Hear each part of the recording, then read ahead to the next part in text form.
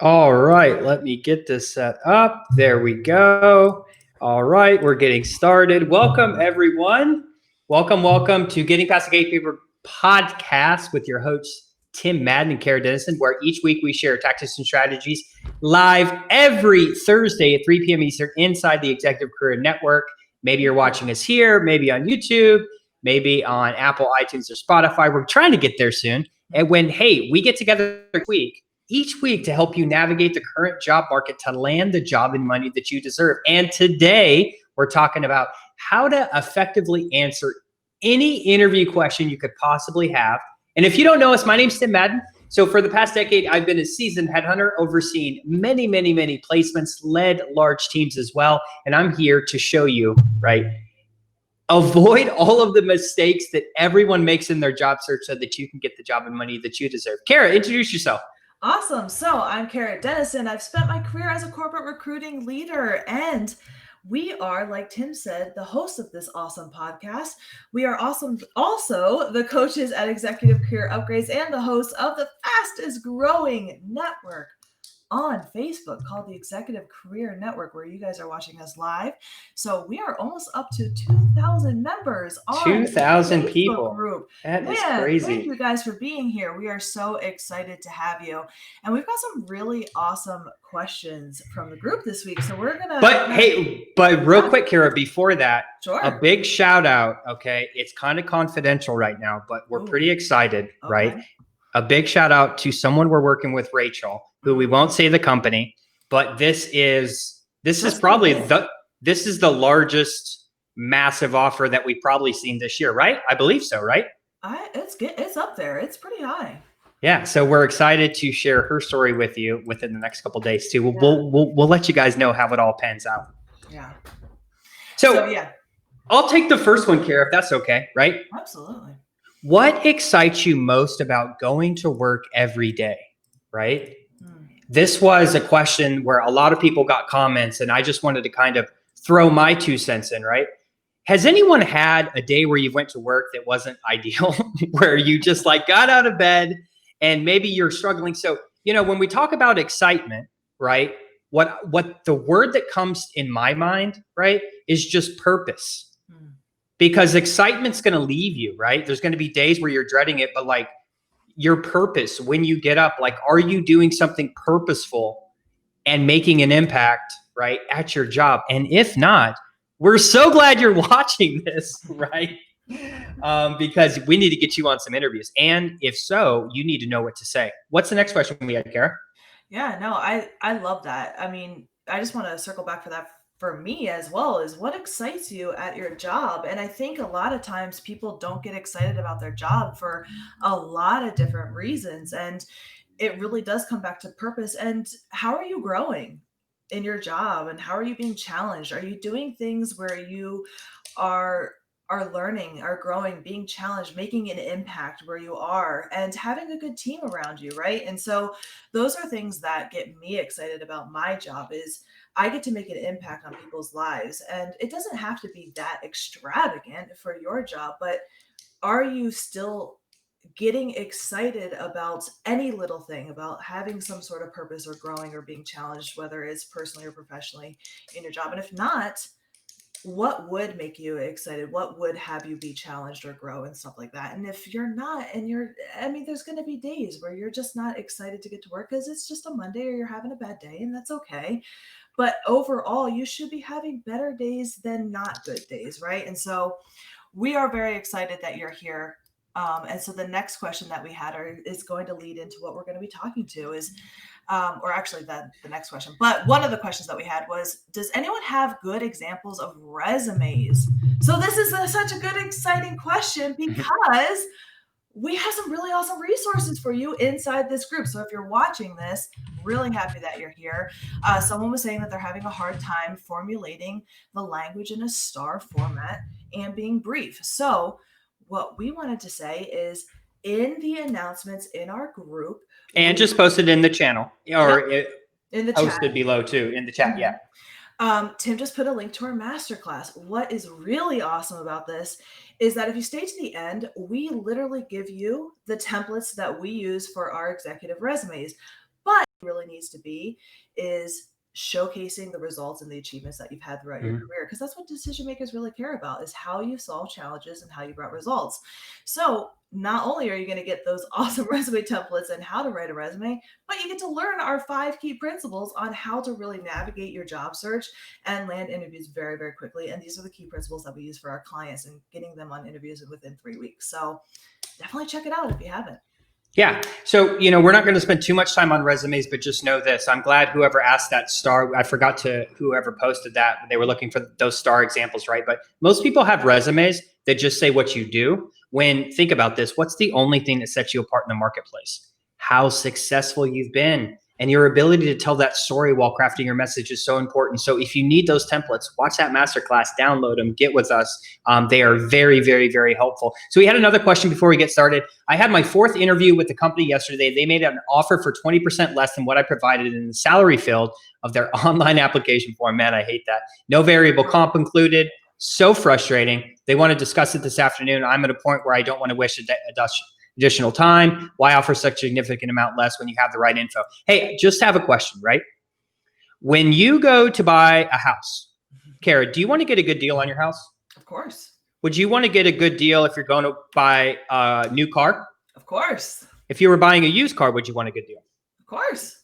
Do you like to shop on Black Friday so you save money? Hell yeah. Okay. Et cetera, et cetera. Look, companies are a business, right? They're looking for a good deal too. So I don't know why some people, when they come through, right, they say their salary was this and this and this and this and et cetera, right? Just remember this.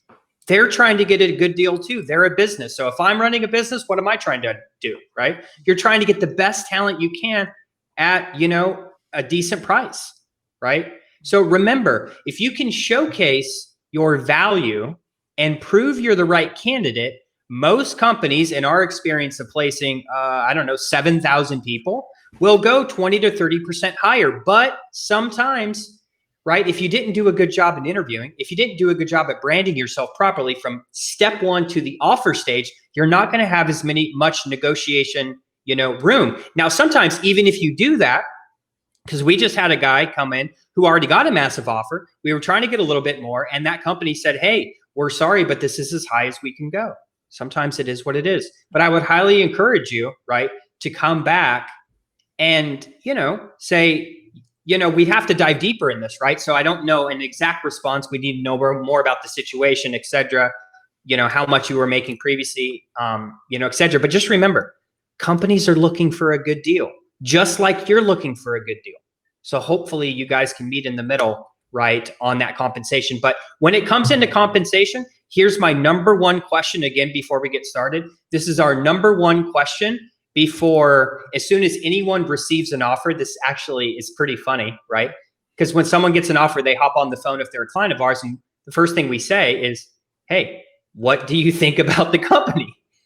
Were you excited with the leadership? Were you excited to lead this team to do X, Y, Z? And some of the times they'll say no. And we're like, well, then we don't have anything else to talk about, right? So I would urge you, money aside, right? Although money's important, everyone wants more money, right? I get that. But hey, could you even see yourself working at this organization? That'd be my first question.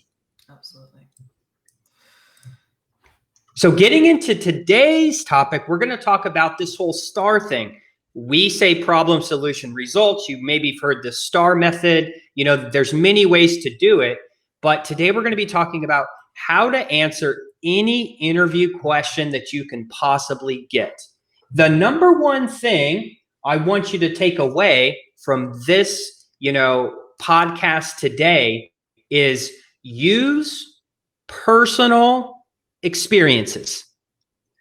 Use personal experiences when they say, hey, do you mind traveling? Yeah. Hey, we need someone to do this. Yeah. I mean, you'd be surprised, right? This is what people say, right? But they ask these questions because there is a concern, there is a problem. They're looking for you to relate on your experiences. So using your previous experiences is so, so, so, so important. Why? Because that's how people are going to remember you. The number 1 mistake, if you're taking notes of people when they're inside the interview, when they answer a question, is they say, let me give you an example. Hey, Tim, tell me about your leadership philosophy. Yeah, you have to hold people accountable. And oh, what else you need to do? Oh, yeah, you need to make sure they're trained, and you need to make sure they're motivated and they have purpose. And yeah, I do those things. I wish I need to get one of those buttons, right? Like, if you are just simply, so think about this for a second. If they ask you a question and you're going right into the do part of what's your leadership philosophy? Oh, it's this. That is not good. It's hard to follow, and you're going to confuse people. Anything you want to provide, elaborate on here, Kara? Yeah, I mean, a lot of times when you're just answering the question straight out and just providing what you do or your philosophy in this specific situation, that's how everyone answers the interview. So you're not setting yourself apart.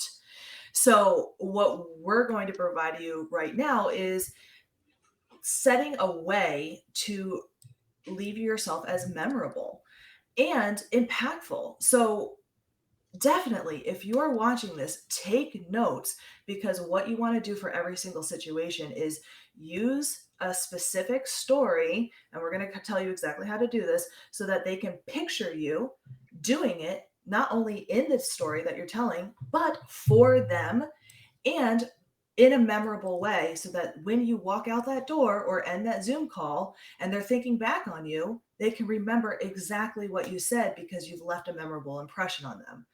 Because everyone is going to say, yeah, I meet with all my team once a week, and yeah, I got to make sure they're trained. Everyone's and we have meetings, and yeah. So, and Randy, we saw you down below. Thanks for watching, Randy. So, hey, when we talk about what is the first thing we're going to say, what is our initial response to any type of question? So let me elaborate a little bit before we go into the how-to. Hopefully you guys are reading books. I'm reading this book right now. It's called The G Code by my man, Ryan Stewman. It's an awesome book on mindset because each day I'm trying to make myself better, right? Think about, well, what happens when you're reading a book, okay? Or watching a movie? When someone walks into a room, what happens? The first half of that page is Tim walked in the room. The paint is blue. There's a little lamp with a light on. So what's it doing? It's setting the scene. It's setting the scene before they talked about, hey, he walked in the room and he talked to Karen and he said this and did this, and that wouldn't be an effective story, right? So number one, when you're asked the question, if you're following the STAR technique, right, it's to use a specific situation. But what I like to say is you need to provide context. Context helps frame it from the get-go. So for instance, the leadership philosophy, right? Let me show you an example of giving some context, and maybe Kara, think of a different question besides this for next time, right? So it's or for after this. So leadership philosophy. Tim, what's your leadership philosophy? Great, love to answer that question, right? I think the best way to explain it is to tell you about my last assignment on active duty for the U.S. Army, where I was a combat arms officer leading a team of this. Here's what we were responsible for. See how I'm kind of already going into framing the story, kind of like reading the book, like walking into that room. If you just go right into the leadership philosophy, this is gonna trip you up. You're not gonna know what to say. You're gonna fumble, and you're not gonna look like the leader. I know you are, and you know you are. So provide context. This is the company I was working at. I was overseeing this team. I was doing this and this and this.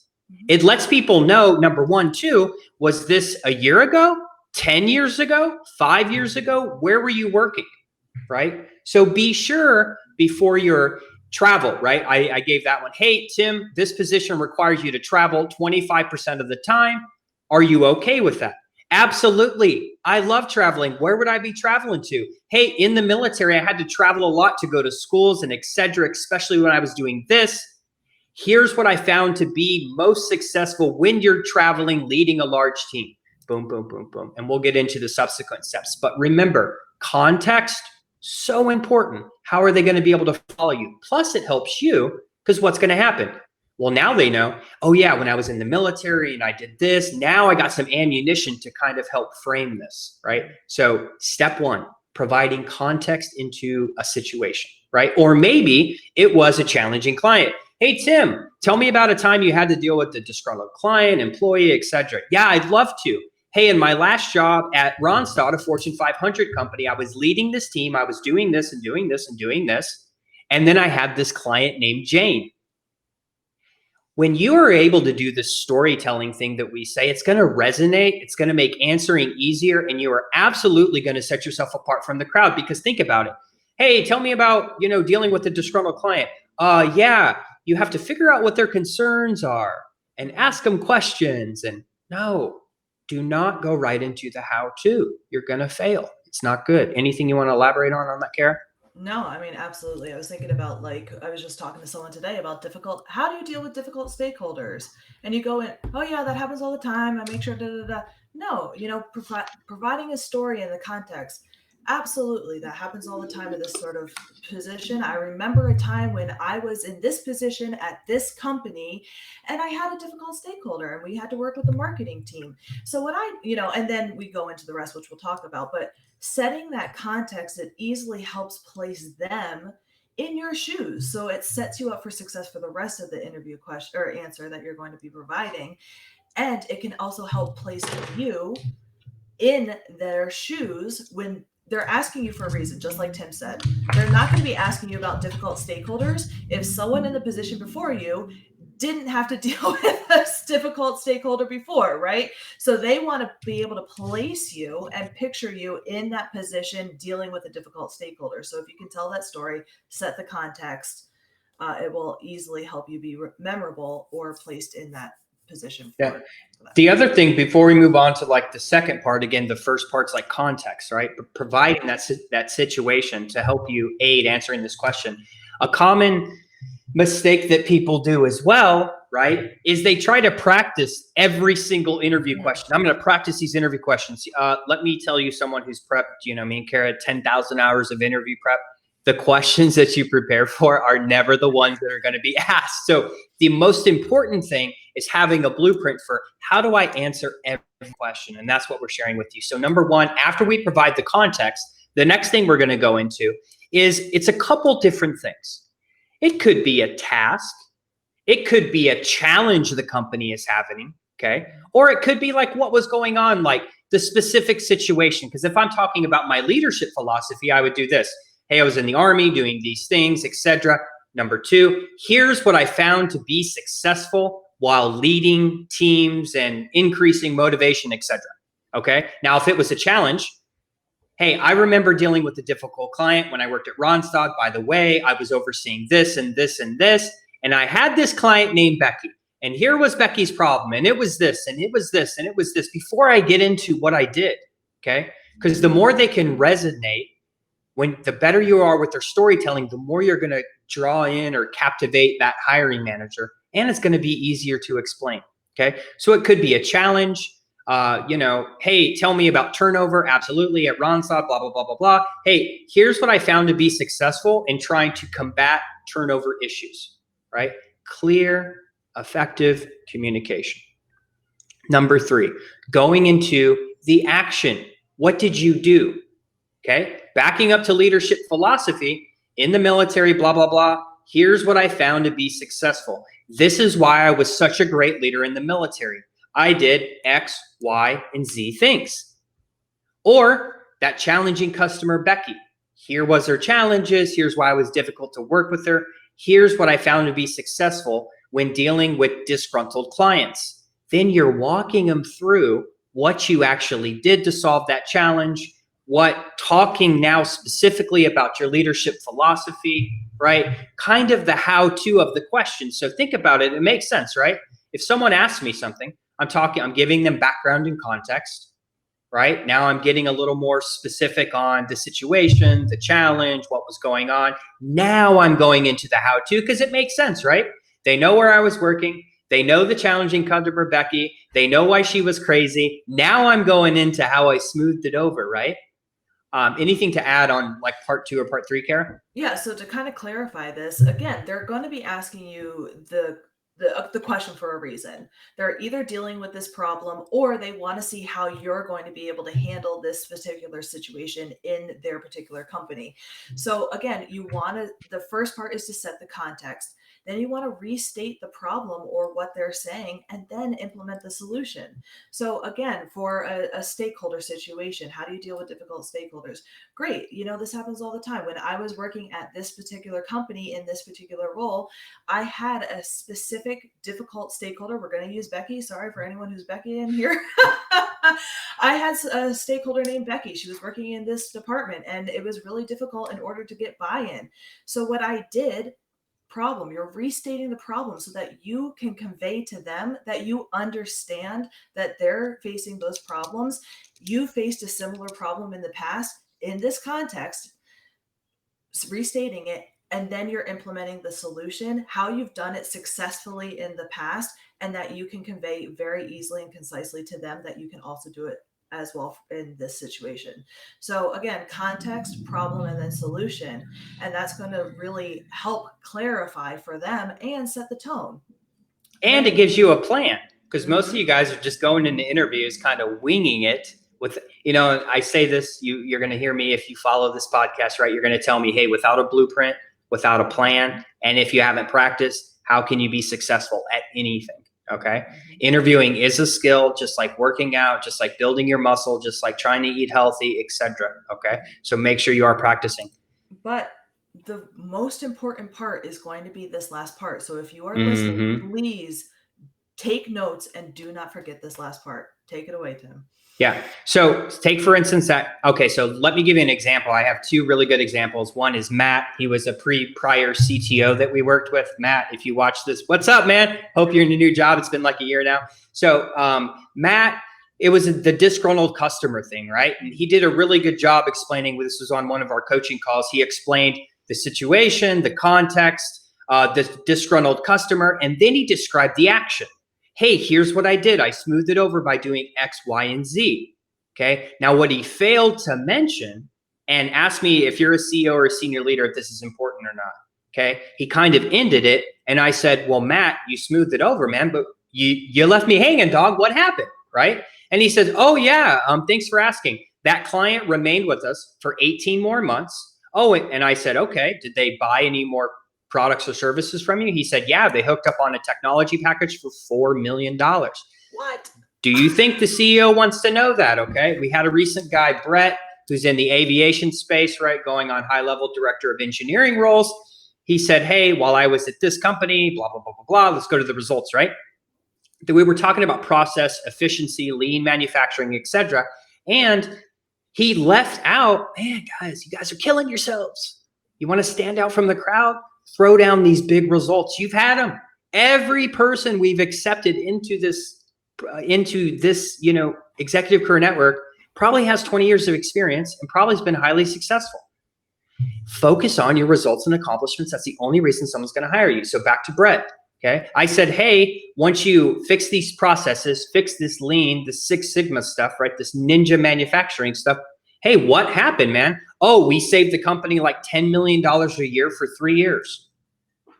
Like, man, yeah, there's so many more instances, right? Like, are you guys selling yourself short when you're explaining this stuff? Because if you're saying, hey, how would you lean up manufacturing if you came here? And you're like, I don't know. Well, I think we do this and this and this. Imagine, oh yeah, great question. When I was here overseeing this department, we were having some issues with efficiency. Here's what I did to change it. And by the way, because I did these things, we saved the company $10 million a year for 3 years. And I'm highly confident, given the opportunity, I can do the same thing for your organization, right? This is what we kind of like to say, like the consultant approach while you're in the interview, right? You guys with 20 years, like you are consultants for these organizations. Do you think they care more about what you specifically did? Or do you think they care more about retaining clients for 18 months who buy $4 million more products? Leaning up a manufacturing facility that's saving $10 million a year for 3 years. I think everyone watching this right now, and by the way, if you're watching live, put live. If you're watching the replay, hit hashtag replay so that we know you guys watched it. Hey, what do you think's more important? $30 million or you moving some machines around talking about SOPs, right? So let's play this out with that leadership question, right? So if Yeah. they're asking, what's your leadership philosophy, right? A lot of people, and we've done so many interviews. I remember as a recruiter, I've done thousands of interviews and I've asked this question. And all the time I kept hearing, well, I don't want to be a micromanager. I make sure my team knows that I'm available and I let them do their best, right? Okay, yeah, I've heard that a gazillion times. But the people who stand out, this is what would blow me away, is when they say, great, I'm really glad that you asked. I remember when I first became a leader, I was at this company, I just got promoted into this role, and I took on this new team. And I took it on because they were really disengaged, and I was a new leader. That was the problem. The solution is that I met with every single person on the team, and I made sure that they know that I was available. I set KPIs, I set goals with them, and I made sure that we were on track. I let them know that I was available. And by meeting weekly, at the end of the year, their engagement increased by 10%. The turnover used to be 20%, and we got that down to 5% after X amount of time, and right? So by stating it that way, setting the context, restating the problem so that you're understanding that, yeah, they have a problem, implementing your solution, and then putting some results on it, it makes it a lot more effective. And to talk about specificity, we kind of skipped over it, right? Because maybe I was thinking it was kind of common sense a little bit, but it's worth adding here. Mm-hmm. Even like Brett, right? The manufacturing thing. Hey, I was overseeing these people, these people, these people. And by the way, the manufacturing place was about 2 million square feet. We had about 15, like the more you can give them, right? The more, hey, when I walk into this room, and I see my computer and I see the wall and I see the pictures on the wall. Okay, now I can start to envision it, right? So the more details you can, I'm not talking about 10-minute interview responses, right? Like realistically, you should be in and out in 2 minutes or 60 seconds. That's probably the attention span of, the people that you're meeting with, right?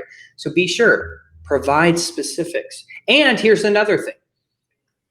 Numbers are important. It's the only thing that sets you out. Now, not everything you're going to be able to quantify, like employee engagement, unless you're high level at an organization that's polling people, etc. So, but hey, motivation of the team. How do you measure that, right? But either way, simply by saying, when we get to that results part, simply by saying, because I do this in my leadership philosophy, boom, boom, boom, boom, right? I have done, the team's been highly more motivated to do tasks because they've been more trained and they know they're held accountable. See what I'm saying? Like, hey, and because I did these things, it had just a massive impact on the organization. So don't get tripped up. Like if you don't know numbers, statistics, all this stuff, it's okay. Just say, because I did these things, it had a massive impact on the organization. At least they know, right? Because if you just say, this was the problem and here what I did, but you don't tell them what happened after that, they're going to be like kind of left hanging, right? Who wants to go watch a movie and get to the climax and the movie shut off? Not me. Everyone's going to be like, dude, turn the movie back on, right? Absolutely.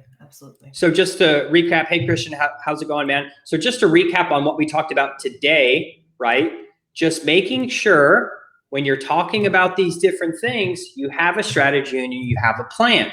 So everyone in here, 20 years of experience, no matter what they say, you should be able to, relate a story. Leadership philosophy, disgruntled customers, what would you do? Behavioral questions, any type of question. Hey, what's the context?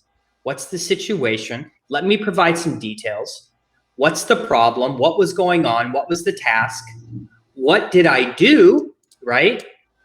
The actions, and then the most important thing is the results. But really, it's all important. But if you don't say the results, that's just, guys, something's not right. Because think about it. If you're a director with 20 years of experience and you're interviewing with other people who are a director with 20 years of experience, what sets you apart? Statistics, which is, by the way, how every athlete, every professional football team, everyone is measured on. Stock market, statistics, everyone. Right? So it's the same thing in your career. Be sure to give details.